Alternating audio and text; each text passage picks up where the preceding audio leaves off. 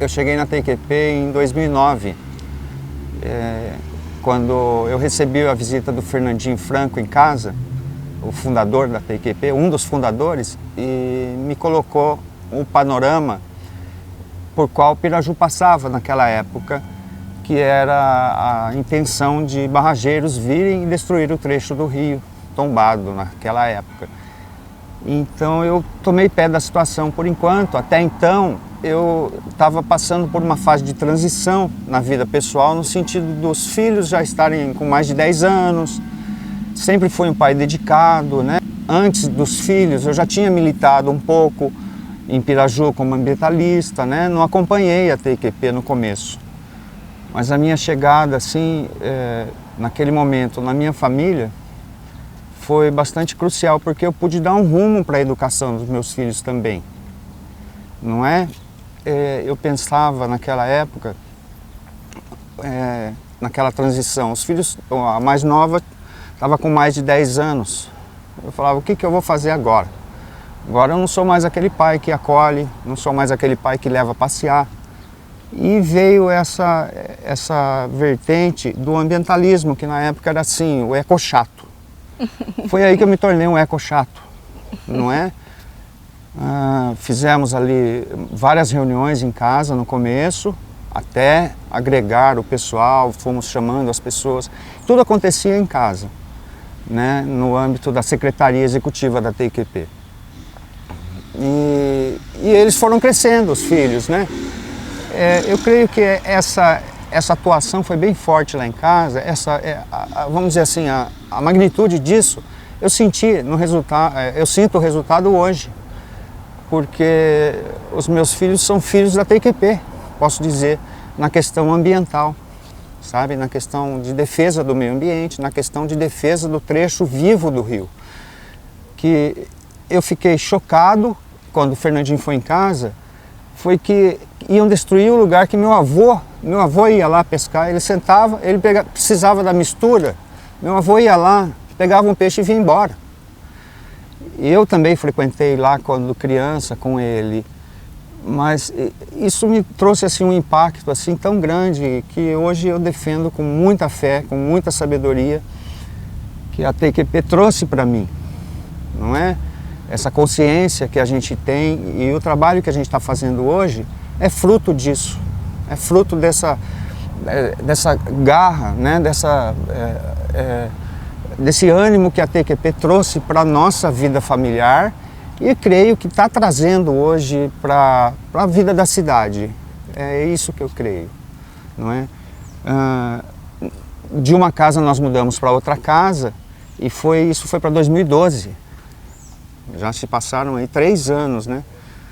E a TQP legalizada, a TQP pessoa jurídica, né? De direito. Importantíssimo isso para mim, graças ao apoio dos colegas, dos amigos, né? Quando veio aquele embate forte em 2012, lá na Câmara, né? Que coisa mais chata, que coisa mais, sabe? Não tem como descrever você ter que ir num lugar e falar assim, olha, você não tem que destruir o rio por dinheiro, não tem dinheiro que pague aquilo, não é? Então, Gui...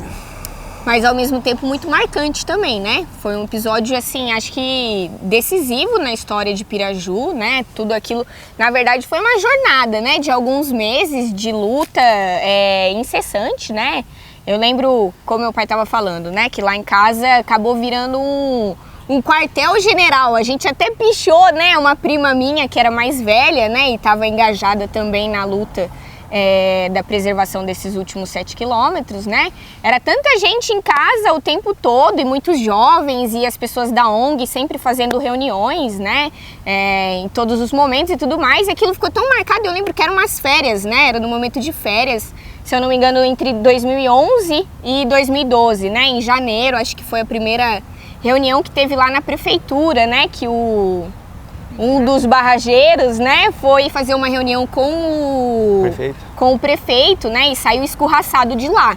Então, como era férias e era todo esse embate que estava acontecendo, a minha casa vivia cheia de pessoas o tempo todo. E muitos jovens, né, eu na época tinha acho que uns 14 anos, mas tinham pessoas, né, alguns jovens que eram mais velhos e tudo mais. E isso, sem dúvida, foi determinante tanto para a história de Piraju, com tudo o que aconteceu naquele momento, né, que a mobilização popular na cidade foi muito expressiva, quanto também para as nossas trajetórias individuais, né? Foi quando, em 2 dias, lá de dentro da minha casa, nós conseguimos mobilizar aquelas mais de 500 pessoas que foram na Câmara. A mobilização começou no domingo, porque nós fomos pegos no contrapé pelos vereadores e as leis iam ser votadas na terça-feira. E a mobilização começou no domingo à noite, quando nós soubemos da proposição. E na terça-feira estávamos lá na Câmara, tinha mais de 500 pessoas, com faixa, cartazes e tudo, né? Aquela questão, uma lembrança muito boa, é que em Piraju, em janeiro, havia muitos universitários de férias. Sim. É isso que a Bia estava dizendo. E eles puderam nos ajudar no embate lá com os barrageiros, quando nós demos de dedo na cara dele, na cara do Picato. Do barrageiro. Na representação do da Fernandinho como presidente, ele pôde participar e dar de dedo. Falou para ele, vai construir usina na sua cidade. Piraju não quer usina, e de fato não quer, até hoje não quer, não é? Naquela época, lembra do rap? Sim, foi um outro episódio marcante, né? Eu acho que o mais expressivo desse momento foi como Piraju, uma cidade que não tem tanta mobilização popular, né? Como o Rio, né, que é o interesse de todas as pessoas, que toca, né, a todas as pessoas de Piraju, como que isso conseguiu tocar todo mundo, né? E aí na época tinha um grupo de rap, né, que acho que existe até hoje, né, os meninos da Conexão e tudo mais, que também tem essa cena cultural pirajuense, né, de produção de músicas muito ligadas ao contexto do Rio, né, que a mobilização foi tão grande que eles acabaram criando uma música, né, e tocava nos rádios, enfim. Mais uma expressão de como essa pauta tocou tantas as pessoas, né? E não só no âmbito da luta política em si, de ocupar a Câmara, mas também na esfera da cultura, né? Como isso se expressou na esfera da cultura, se tornando um momento assim de expressão política e cultural muito forte em Piraju, que eu acho que sem precedentes parecidos, né, com a história do município. Tudo isso veio de encontro. Eu, como pai, eu pude aumentar dentro da minha família, vamos dizer assim, a criticidade, o grau, o nível de criticidade que meus filhos têm com relação aos vários assuntos, né? Especialmente por causa da participação da gente na TQP. Então, aquele clipe, o clipe ele tem um momento que ele joga as moedas, né? Que o menino faz referência ao que aconteceu naquele dia na Câmara, que o narrador do rap do Chega, como era chamado, né? Era o rap do Chega. Aquele momento que alguém joga uma moeda na mesa de um vereador e aí as pessoas todas começam a sacar moedas e chamá-los de vendilhões, né? E depois vem a história que eu fiquei sabendo que eles compraram pão a semana, né, com aquela moeda. Mas, assim, naquele episódio, eu quero falar da minha participação. Naquele episódio, eu era o apresentador dos vendilhões quando eles chegavam na Câmara. Porque a maioria das pessoas que estavam lá, talvez não conhecessem ou talvez estivessem dispersas. Eu assumi um ponto alto ali, num patamar assim, e fiquei olhando por cima o povo. Tinha mais de 500 pessoas, não cabia, era limitada a entrada por 100 pessoas, né? No público, polícia. Eu subi num patamar, assim, no murinho que tem do lado, e eu vendo o advogado propositor lá, o advogado dos vereadores que defendia a modificação das leis, chegando, eu gritei, ah lá, o advogado vendido está chegando, vamos dar uma vaia para ele. Todos vaiavam, ele passava a vaiar. Até que eu fiquei esperando um último vereador entrar, ele percebeu. E foi pior, ele ficou lá, foi pior, porque um amigo estava com uma mala fantasiada, cheia de dólares, vazando. E quando aquele vereador passou, ele de propósito, ele tropeçou, foi bem na minha frente. Ele tropeçou e caiu, a mala abriu, estava cheio de dólares, né, falsos, né, fantasiado, né, bem na frente daquele vereador. Aquilo foi o máximo, foi assim, a questão de mobilização, né, a questão de consciência ficou explícito ali, né, os vereadores tiveram, vamos dizer, não foi por culpa da TQP, mas a população toda estava lá e alguém foi lá e tirou o fusível da Câmara.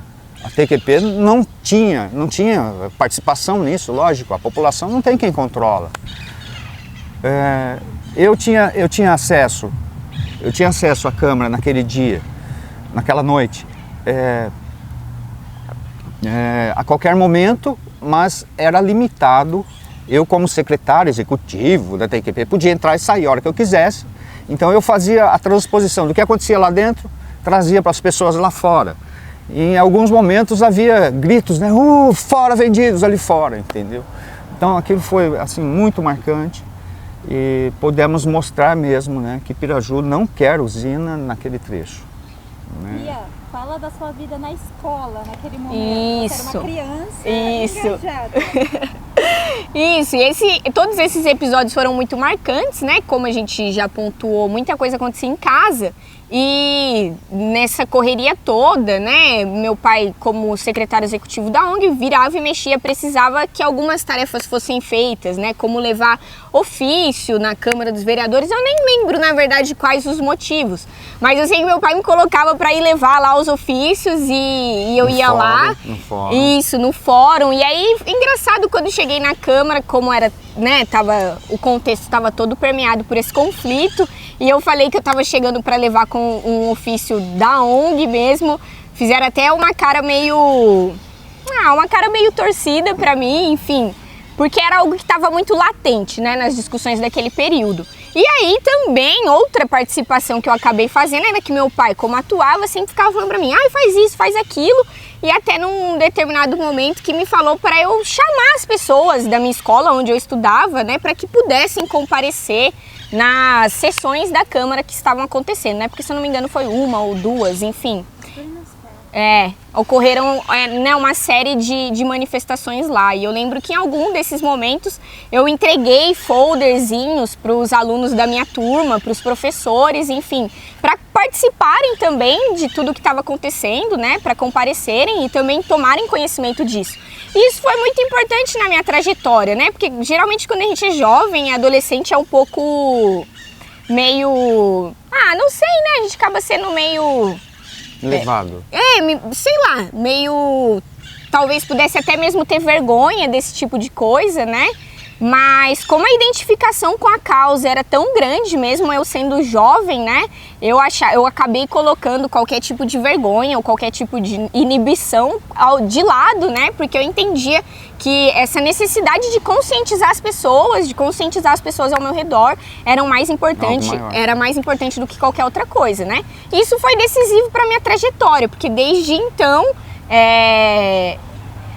viver aquele momento, né, de mobilização popular em Piraju, estar tão inserida com uma idade tão jovem, me trouxe um ensinamento de que é possível, a partir da mobilização popular, né, a partir da ação coletiva das pessoas, a gente alcançar os interesses que realmente, né, sejam os nossos interesses e colocar isso acima de tudo, né? Então, ou seja, você se mobilizar, você se reunir com as pessoas, você militar e tudo mais, você pode conseguir alcançar aquilo que você deseja, né? E eu levei essa lição para o resto da vida, né? Foi algo muito transformador, assim, acredito, na minha trajetória, Eu queria pontuar uma lembrança, eu não sei se você vai estar nessa lembrança. Isso aí foi depois, quando a coisa estabilizou, esses barrageiros foram embora. E a Adriana, quanto presidente da TQP, fez um belíssimo trabalho numa das comissões técnicas do Conselho do Meio Ambiente. E ela chegou na tarde de apresentar o trabalho dela, que a comissão ia se reunir com o Conselho do Meio Ambiente e ela ia então apresentar o trabalho. E nós de casa fomos convocados a irmos lá. Sim, fico muito contente de ter participado daquele momento no Conselho de Meio Ambiente. Eu não me lembro exatamente para falar para você o que ela aprovou. Então foi naquela tarde que nós fomos chamados para presenciar lá na reunião do Conselho a leitura e a aprovação ou não do parecer, né? contra a barragem.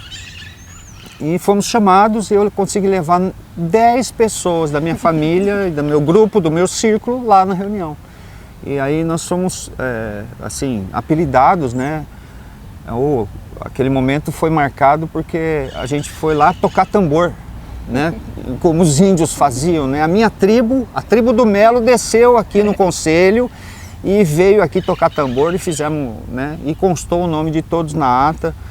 Eu, se pudesse, eu colocaria num quadro aquela ata, viu? Porque foi um momento muito marcante, um excelente trabalho que a Adriana desempenhou, né? Enquanto presidente naquele momento e dentro da comissão, dentro do Conselho Municipal do Meio Ambiente. No comitê, eu não me lembro qual, né? Mas assim, um momento marcante também, que a gente sempre continua unido, a nossa família e as demais famílias de Piraju, que também eu sei que muitas famílias aqui defendem o rio e defendem o trabalho que a gente faz, né? Que eu sei, né? E estamos juntos, continuamos juntos, eu acho que... Sabe o que eu acho que é uma coisa que é legal de falar? Não fizemos durante um ano inteiro colocar barraca lá nos bairros? Foi duas vezes, né? Ah, foi 2 vezes. Foi 2 vezes. O projeto Tenda na Praça, né? Que eu fiz um projetinho assim e aí pro fim saiu esse projeto. A gente fez o Tenda na Praça ali no Jardim Jurumirim e fizemos também lá no Ovidio Tucunduva. Foi 2 oportunidades onde a gente queria levar conhecimento sobre o assunto Rio Vivo, né, para a comunidade. Lá uma escola foi lá, houve uma palestra, tocamos música, assinaram, a população comparecia para assinar o abaixo-assinado, né. Eu, assim, muito feliz, muito contente de comemorar os 20 anos, sabe. A TQP, eu posso dizer que a TQP tem muitos filósofos, tem. A TQP tem muitos cientistas, tem muitos engenheiros, tem as pessoas que põem a mão na massa. Como é que fala?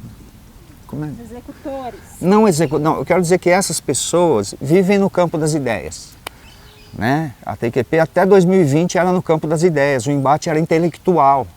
Agora é uma coisa mais Hoje, a TQP 2021, ela está partindo para um lado para ação efetiva, para sair a campo e procurar parcerias, né? Graças aí a todo esse trabalho que foi feito anteriormente de agregar pessoas, de trazer pessoas para o núcleo da TQP que tem essa mesma vontade, que tem essa mesma ideia de pôr a mão na massa, de correr atrás, né? De ir e fazer, ir lá, né? Como é que é? Ir lá e fazer. Sabe, pessoas que a gente conta no núcleo, assim, fundamentais, são fundamentais para que esse trabalho continue e venha dar mais frutos, e venha dar mais lideranças ambientais, que nós estamos aqui diante de uma grande liderança ambiental, que é a Naomi, surgida durante todo esse transcorrer, né, da história da TQP. Agora, o futuro da TQP vai ser isso, vai ser despertar mais lideranças ambientais, mais consciência ambiental e sempre protegendo, defendendo, né, quem quer agredir o rio Paranapanema naquela parte que é leito natural. A TQP 2021, ela vai buscar ação efetiva, né, fruto de muito trabalho anterior, que agregou pessoas dispostas a nos acompanhar nesta empreitada, nesta jornada que eu vejo que é sempre um reinício. É um processo que sempre está se renovando, né? Um parceiro da TQP empurra o outro para frente. Eu acredito que a TQP hoje tem um valor inestimável, né, para o município de Piraju, porque faz parte da história do município, né? Eu acredito que é impossível contar a história dos últimos 20 anos, pelo menos de Piraju, né? Que é o tempo de vida da ONG, sem mencionar a atuação da organização na cidade e no município. Se consagrou como uma protetora, né, dos últimos 7 quilômetros de corredeira natural, né, do rio Paranapanema.